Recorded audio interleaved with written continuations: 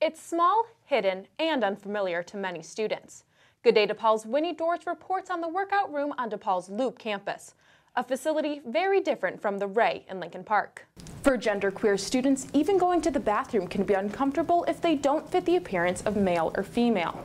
Chicago is full of tourist attractions, but ever since it opened in 2006, the Bean has been a favorite spot for tourists and Chicagoans alike. Many, if not most, students here at DePaul, including myself, have binge-watched something on the internet. The parade route starts here at the corner of Balboa and Columbus, and ends here on the corner of Columbus and Monroe. Pieces in the exhibit like these ones not only exemplify American art and artists, but they also depict the harsh realities of life during the Great Depression. Instead of paying for parking at the meter, Chicagoans can now use their smartphone through the Park Chicago app. Sub-zero temperatures and heavy snow greeted students back to campus for winter quarter here at DePaul. This is like brutal so far. It sucks. For some of these students, it's their first time experiencing a Chicago winter. Graduate student Alex Seeger moved here just a few days before the start of the quarter. It's definitely not an easy way to be welcome to Chicago. Other out-of-state students weren't too fond of the weather either. Very cold. Cold. Colder than home. I'm from New Jersey. I'm from Texas. So she is dying. Not only are the cold and snowy conditions uncomfortable, they make it difficult for students to get to class. The train was like really delayed this morning. I think it was like 20 minutes delayed, and I was just kind of standing out there in one of those little warm thingies just waiting, so it kind of sucks to have to wait more. Despite transportation issues for students and staff, DePaul did not cancel any classes. DePaul students should prepare for another cold winter. According to the Old Farmer's Almanac, the cold temperatures should continue through January and into February. But after last year's record-breaking winter, students aren't afraid to face the frigid temps. I have the gear. I'll like toughen up. It's not as nice as I would like it to be, but what are you going to do? It's January in Chicago, so it always seems to be this way. Winter isn't going away anytime soon, so students will have to continue to bundle up and brave the cold. For Good Day DePaul, I'm Sarah Greene.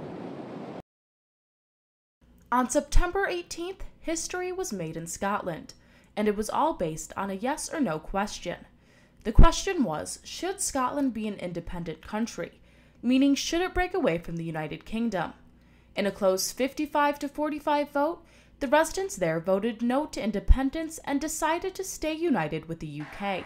The people of Scotland have spoken. DePaul professor Ewan Haig explains what would have happened if the results would have been different. A yes vote would have triggered a series of negotiations to separate Scotland from the rest of the United Kingdom by 2016. And this controversial issue led to a huge turnout. 84.5% of the Scottish population voted. The major issue that led to the referendum was the difference between the conservative English government and the liberal Scottish government. It's almost like if Illinois consistently voted Democrat and always had a Republican Congress and president, the people in Illinois would become increasingly frustrated by the inability to make policies that Illinois wants, and that Illinois would attempt to secede. Although the results of the referendum were very close, only in these small areas did the majority of citizens vote yes for independence. In fact, DePaul freshman and Scottish native Erin MacDonald is from Glasgow, but she would have been among the minority in her city. I like them together, and I think that together they work a lot better than separately. However, an American student of Scottish descent, Erin Yarnell, disagrees with MacDonald about Scotland's independence. I have like a just like a personal, yes, let my people be free type feeling with that. While visiting Scotland during study abroad, Yarnell fell in love with the country and hopes one day she can live in an independent Scotland just like her ancestors did. But for now, Scotland will remain united with England, Wales, and Northern Ireland to form the United Kingdom. For Good Day DePaul, I'm Sarah Greene. After the coldest Chicago February since 1875, some people started off March by jumping into the icy waters of Lake Michigan.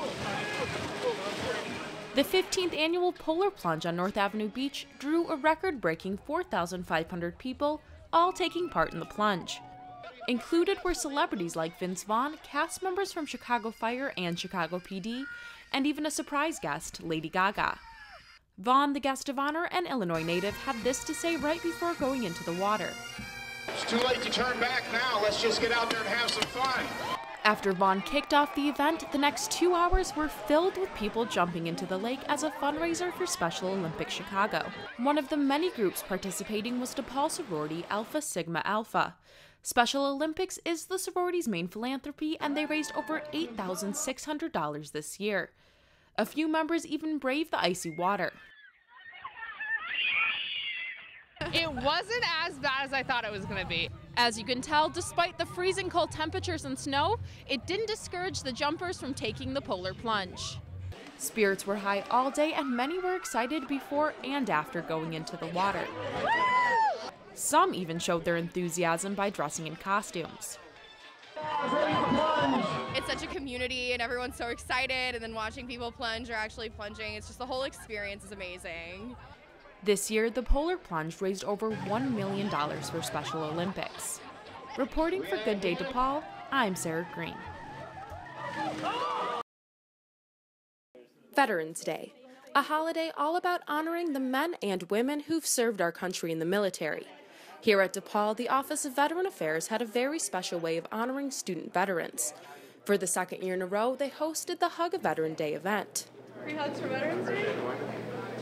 It's like a mood lifter for sure, and it gets people engaged, and it definitely spreads awareness about Veterans Day and veterans on campus. The event took place in the Lincoln Park Student Center on November 6th, with student veterans asking for hugs, high fives, waves, and fist bumps to raise awareness. They were also promoting the Veterans Day luncheon at DePaul on November 11th.